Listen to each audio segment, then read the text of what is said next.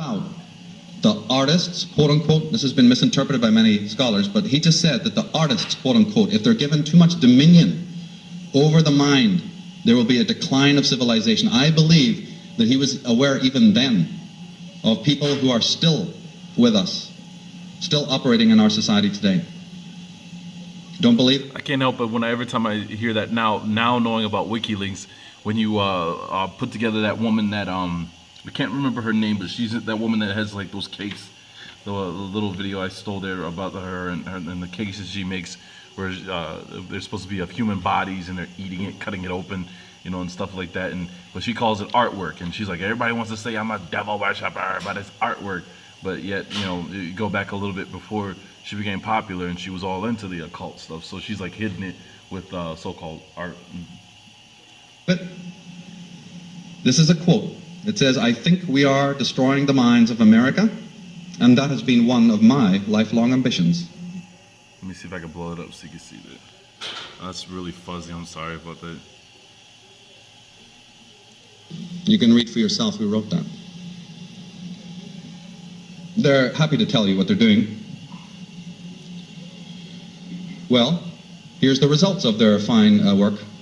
Heroin and cocaine use among white youth climbed about 300% over the 2 decades before the 90s. Skip that. Listen to this. Listen to this. Ready? Ready? And then, you know, these are the same people that are saying they're destroying the minds of the youth, right? And, all right, and he just brought up their numbers, but listen to what the next drugs, heroin, and what was the other drug he mentioned? Listen to who they say they affect the most. This is whose mind they're really trying to destroy. For African American youth, it jumped to a staggering 13 times the rate of 20 years before. Did the you hear frequency that? of eating disorders in teenage girls has skyrocketed. So the use of these drugs have skyrocketed amongst our people, and then we think back to what, the 80s? We've only been told about the cracks being dumped into our hoods in the 80s and these stories. We haven't been told who were the people behind that were pulling the strings. We get, you know, a few names like the real Rick Ross and, you know, and people like that, you know, but who was calling their shots above them? Who above the government was calling their shots, all right? Or in the government that was calling the shots that wanted us, the so-called African American, affected the most, that they knew this is what they were going to do. And you ever start thinking about this, right? Think about this, seriously. Why is it always coming down to North America, right? Did they do the same thing to the so-called African Americans in Canada? Right? They have the ability to reach these people up there. They know no international boundaries. They go to South America and manipulate politics down there. Why is it always North America? I know you're going to pull up Africa and all these other places. That's fine. That's fine. But I see North America gets affected by this stuff the most. And England. You're going to find out why. While any of these problems in isolation raises no eyebrows, taken as a group, they are barometers of a sea change, a new kind of toxicity seeping into and poisoning the very experience of childhood, signifying sweeping deficits in emotional competences. Just sit back and think about that. Just sit back and think about it. All of that was to destroy my generation, the generation that comes after me. That's what he's literally saying. The generation, even the generation before me. All of this was deliberate to destroy the childhood, because once you get to your teenage years, your adult years, if you've been destroyed through childhood, there's no way you can clearly gain back that innocence. There's no way to recover from that. You are scarred, and then they want to walk around here, putting every camera in our face, you know, and like, oh, you're just a thug, you're a gangster. They have manipulated the outcome to be that.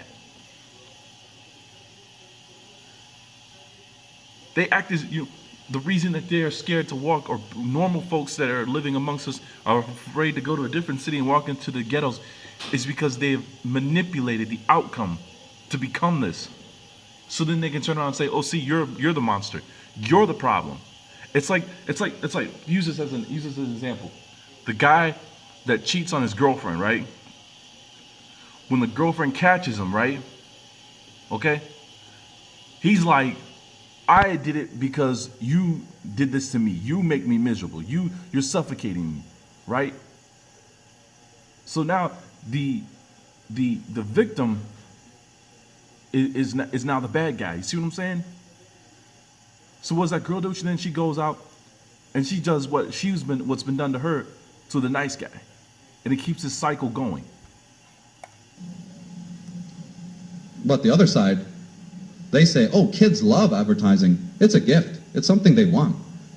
There's something to be said about being in there first, about branding children and owning them in that way. And in boys advertising antisocial behavior in pursuit of a product, that's a good thing. You get that? When you tell your son, no, you can't have this iPhone, and he starts flipping out, throwing a temper tantrum, 12 years old, and should know better, and he's kicking your stuff around, and he's giving you attitude, that's good behavior in their opinion, because they see that it's working. That child will do just about anything for that product, and that's what they want. And as a parent, you look around, you can't be the parents that you used to be, because there are those that abuse the way parents used to be. So any kind of strict discipline has to always be verbal, and even verbal is dangerous, right? So then your child grows up out of control and reckless. This is madness that we live amongst. Pure madness.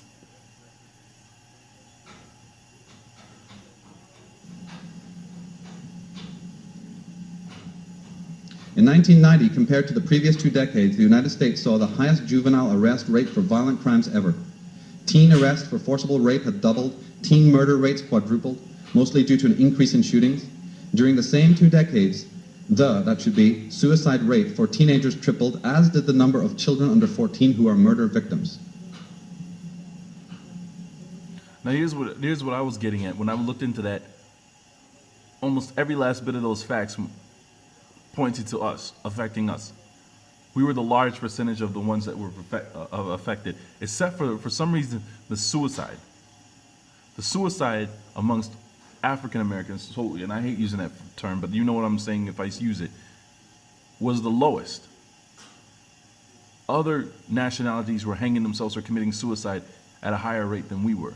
But we were the highest when it came to the gun violence. Is that what they call it, you know what I'm saying? The amount of males raping women of our own race and of other races.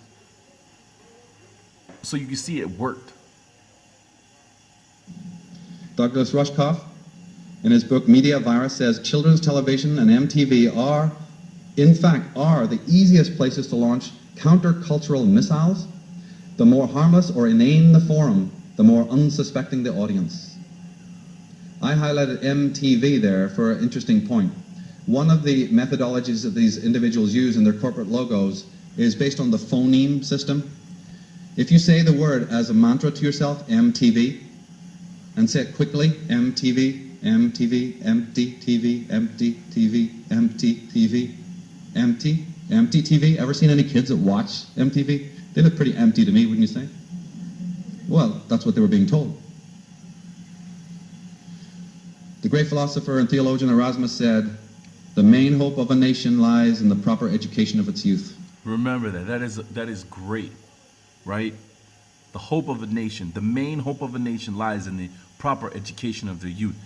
And then look what happens to us since we've been integrated into these schools and been taught what they wanted us to be taught, right? They've manipulated the outcome in every facet of its way, and it was called integration. And I know integration has done good, but we didn't know what they were really. We didn't know what we lost. It feels like, and now we're finally catching up and finding out what we lost when we were able to become integrated. Martin Luther King was right towards the end of his life. Malcolm X was right towards the end of his life. March to Washington. Make the whole world recognize that we are the indigenous peoples. Give us our reparation for being indigenous. Give us our checks for enslaving us because we were the prisoner of war. That's what it came down to. Give us our checks, right? Give us our rights as the indigenous people, and let us go off and build up our own. But it's like once they took them out of the way, then it was like, okay, you guys wanted to be such a part of us. You know what I'm saying? Forget all the part about the being indigenous. We'll give you this and this and this. Our, you know, like, kind of like what they do with the, I don't know how to put it into words, but it's like we'll give you this part of, you know, of integration, so you have, you know, the same schools, not better schools for yourself, but the same schools, you know, and we're just gonna manipulate your outcome. I hate stuttering, but it's so hard to put into words what I'm feeling, and without being demonstrative and getting angry and letting it show. You know, you gotta forgive me. Let me take a moment.